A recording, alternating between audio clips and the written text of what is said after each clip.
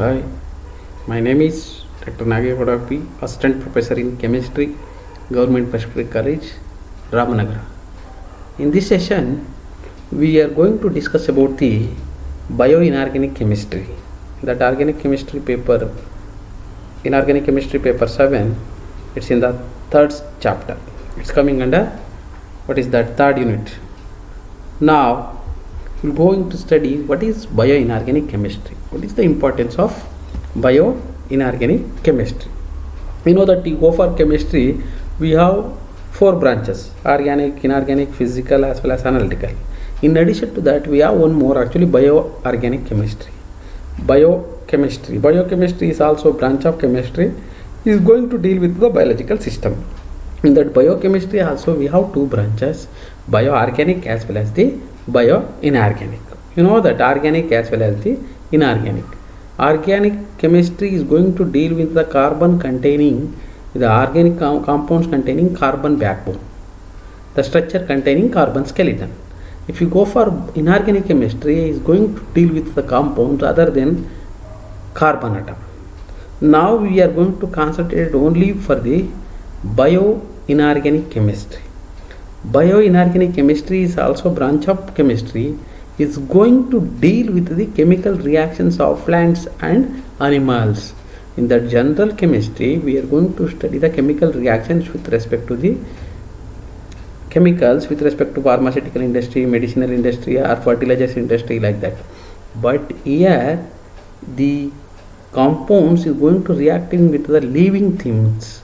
That means plants and animals' life. That's what we are going to. Plant also living things, and also animals also living things. Even that is, in that we are going to concentrate only for the essential and trace elements.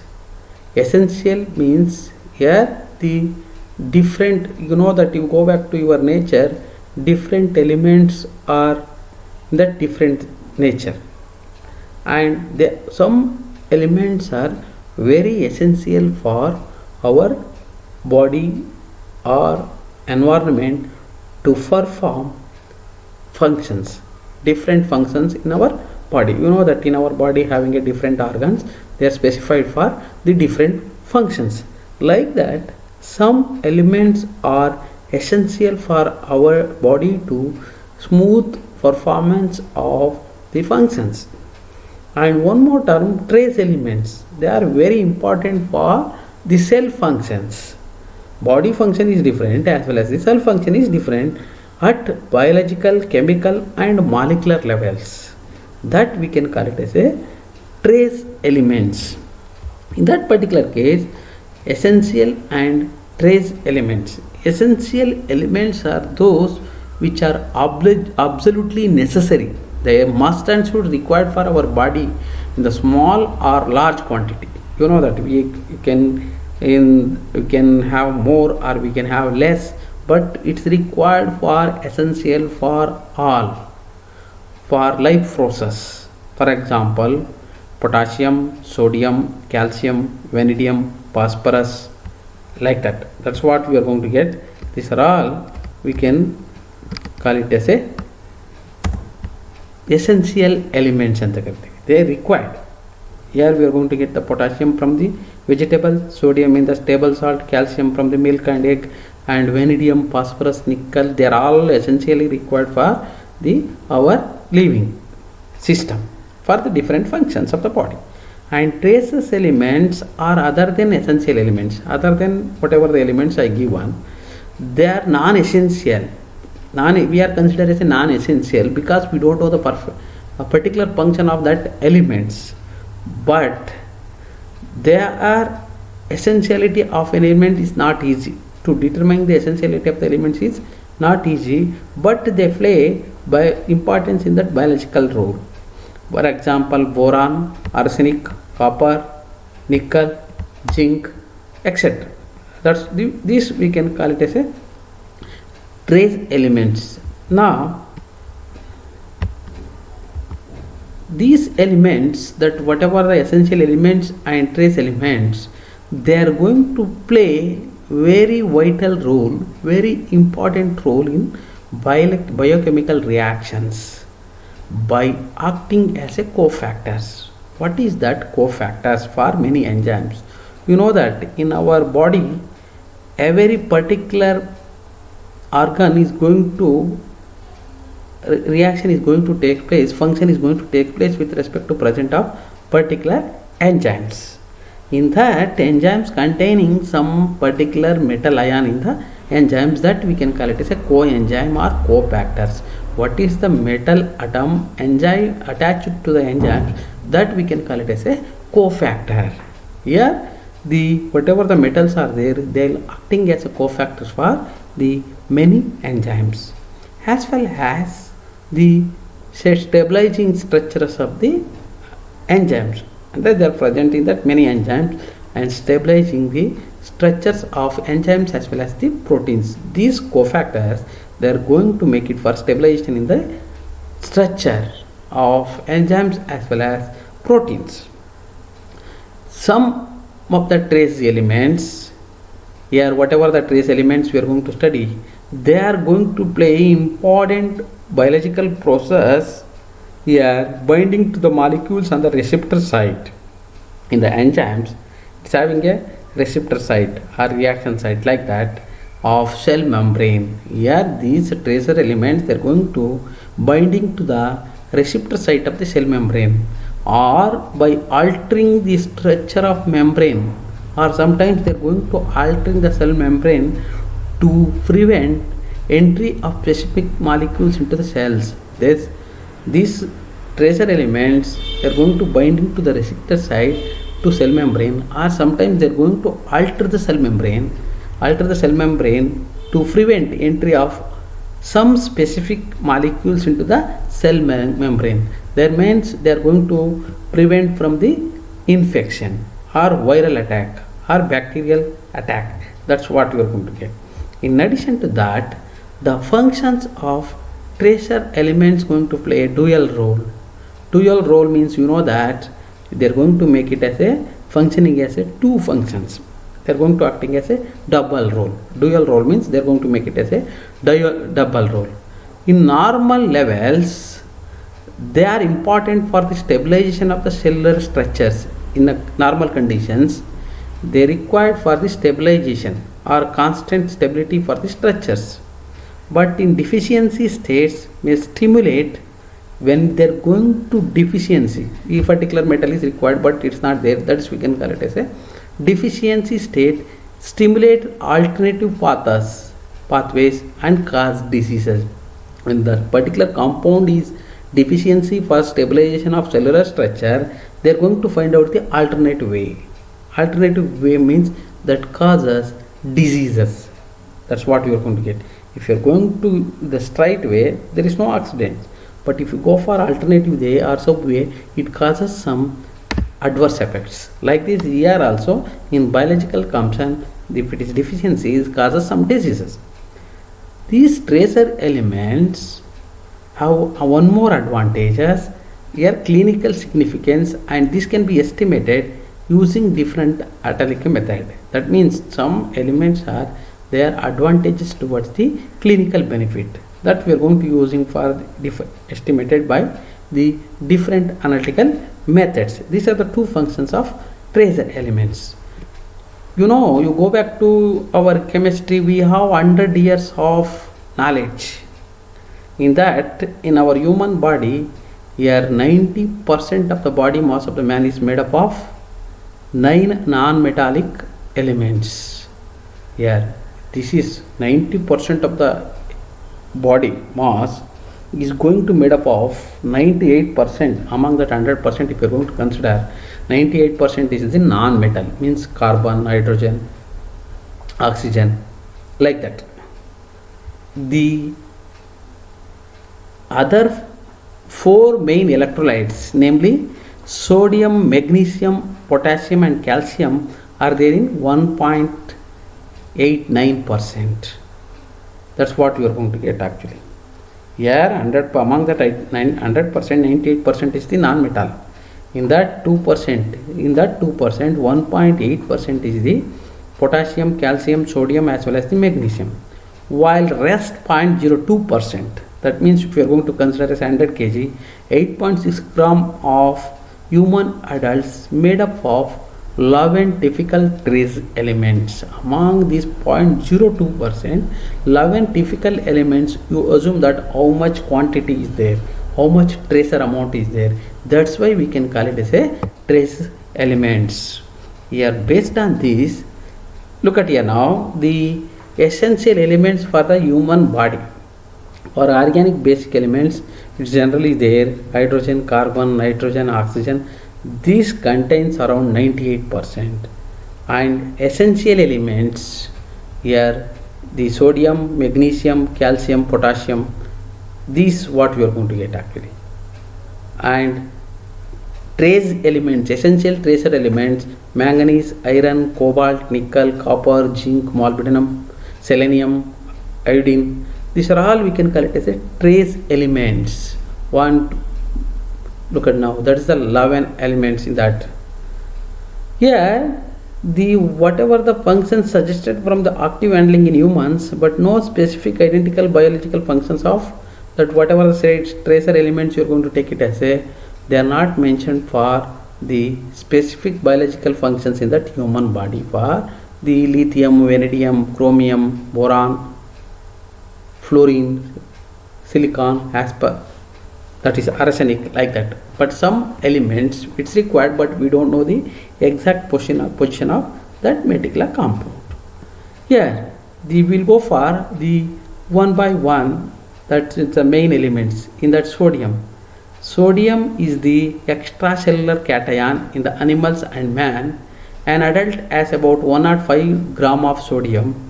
About 20% is located in bone and about 65% is located in that extracellular water, because our body is full of bone, muscle, as well as muscle containing water content.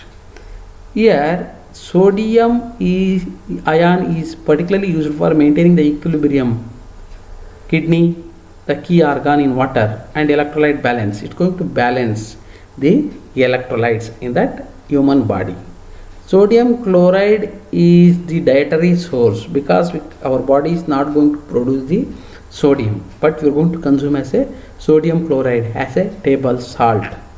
Although if it is excess, it's a, if you are going to essential from dietary source, if you are going to consume in the limited way, it's healthy. If you are going to consume in the excessive, it's cause ill effect on health.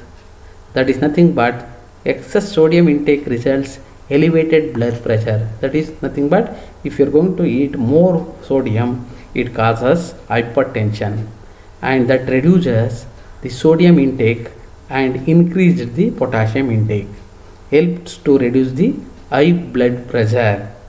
And then if it is what is nothing but if it is sodium ion is more, it causes high blood pressure. Then we have to reduce the sodium intake, and increased potassium intake helps to reduce the high blood pressure. That's what we are going to get for. This is the function of sodium ion, is going to maintain the extracellular fluid or equilibrium in that water level and electrolyte balance in that human body. But it's a deficient, if it is excessive use of sodium, it causes hypertension.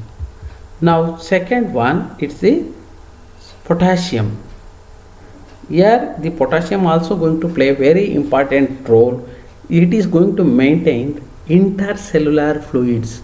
Sodium is going to maintain extracellular fluids, and potassium is going to maintain intracellular, that is inside the cells. Here an adult human have approximately 140 gram of potassium, which is greater than 90%, is both intracellular and exchangeable. K is the cation. Since muscle contain most of the body's intercellular water. Here muscle, if you are going to take our body, muscle contains intercellular water because it's a fleshy. It's also contain most of the K. Since K is most animal and vegetables foods, dietary deficiency is exceedingly rare except under unusual conduct, because we are all going to use for particular vegetables. There is no dietary deficiency. such as diets are very high in refined sugar, alcoholic individuals deriving most their calories from the low K alcoholic beverages. That means it's going to maintain intercellular or exchangeable cells. Then next one, which is the major one, will go for the calcium. Calcium is a critical element in all animals and man. The primary dietary source of calcium is milk, with smaller amounts from the meat, fish, as well as eggs. That contains only 5 to 10%, but it's rich in that milk. It is a 65 to 76%, and still less from non-dairy products, non-dairy foods such as nuts, fruits, beans, etc. Dietary deficiency of calcium is not a common problem in nations with high dairy products and protein intake, particularly from individuals, can regulate intestinal absorption. That means mechanism with greater friction, because it's a common in that this one. And in case of excess sodium, it comes into the blood as a calcium is rejected by cell, and it is salts are not soluble, because whatever the, if you are going to consume excess of sodium, cells are not going to accept it or reject it. They are not soluble. So excess of calcium leads to the formation of stones, hardening of arteries, and cataracts in the eye. If you are going to consume more sodium, they are going to cause us stones in the kidney and hardening the arteries and cataracts in the eye. But calcium also going to play major role in the physiology and as well as biochemistry of organisms. They play important role in signal transduction pathways, whereas they act as a second messenger. In our body, you know that nerves we can consider as a first messenger. Here the calcium ion also going to play as a second messenger in neurotransmitter released from the neurons, in contraction of all muscle cell types, and in fertilization. That's what you are going to get when you are going to do exercise or something, muscle contraction. These calciums are useful for the muscle contraction, and as well as you are going to use for fertilization. Now the another one, iron, it's a tracer element. You know that average human adult diet is 4 to 5 gram of iron. This amount, about 60 to 70% in hemoglobin. Among that 5 gram, here 70%, that means 3.5 gram is present in the hemoglobin. It gives the red blood cell, and 3 to 5% is in muscle myoglobin. Here 3 to 5%, and 15% bound to the iron storage cellular protein, biotin. 0.2% occurs as a component of critical respiratory enzymes, and remaining is present in the bound to the serum transport protein transferrin. Iron deficiency causes anemia because red cells of the blood containing less hemoglobin than in normal condition. Acute iron poisoning leads to the vomiting, pallor, shock, circulatory collapse, and coma. Chronic conditions are also known in which iron is deposited in a tissue and organs of the body. This condition is known as siderosis. That's what we are going to get actually. Iron also essential for the production of hemoglobin, and it gives the color for the red blood cells. And phosphorus, the main function of the phosphorus is the formation of bones and teeth. It plays an important role in how the body uses carbohydrates and fats.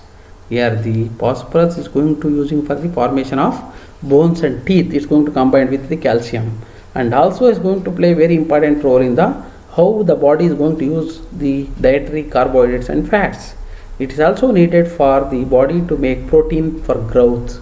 That means the synthesis of ATP, ADP, energy sources, and maintenance and repair of the cells and tissues. And also one more function of phosphorus is nothing but it's going to maintain the cells and tissues, and addition to that, if it is any damages are there, it's required for the repairing in the form of it's going to supply the energy. That's what you want to get. And one more is the magnesium. Magnesium is an abundant element in the earth crust, is vital for both plant and animals. Here chlorophyll pigment in plant is Mg porphyrin complex. All enzymatic reaction in animals and men that are catalyzed by ATP require Mg as a cofactor. See here now, the all enzymatic reactions in the animal catalyzed by ATP required for the magnesium as the cofactor. Oxidative phosphorylation, DNA transcription, RNA function, protein synthesis and critical cell membrane functions are all depending upon the optimal magnesium concentration.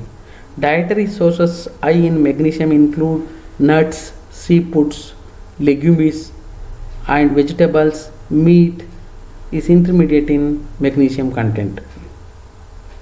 And copper, one more treasure element is copper. Normal adult human has about 100 to 110 mg copper.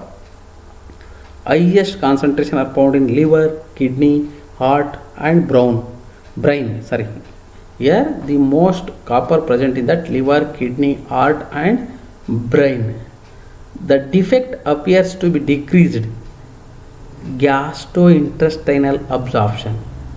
If it is the deficiency in that copper, it's going to give for gastrointestinal absorption or cellular utilization of copper. The essentiality of copper is the consequence of its role metalloenzymes involved in the several critical biochemical pathways.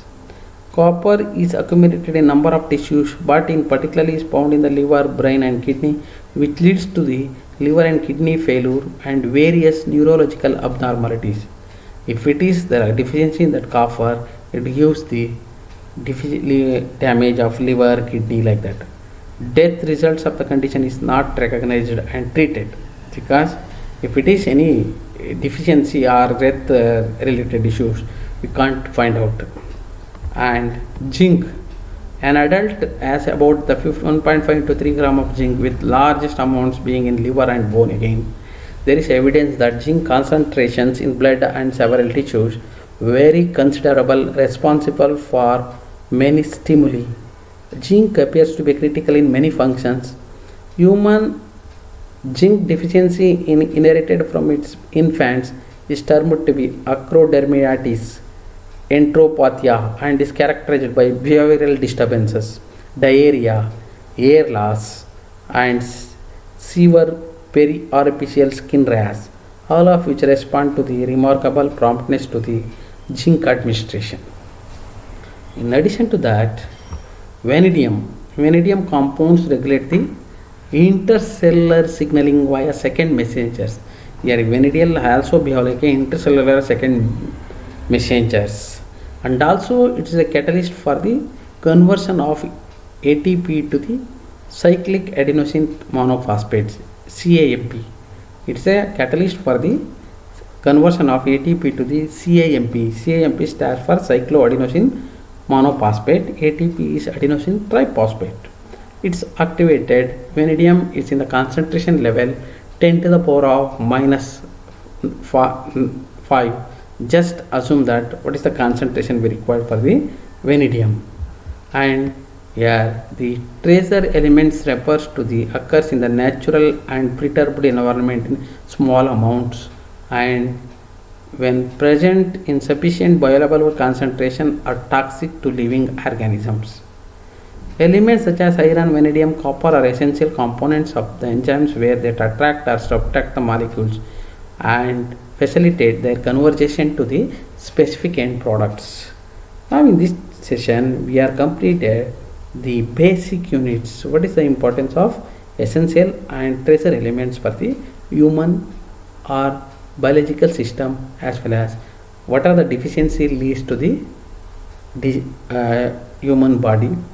That's all we are in this case, like elements wise, different elements, what is their functions and what is the deficiency causes.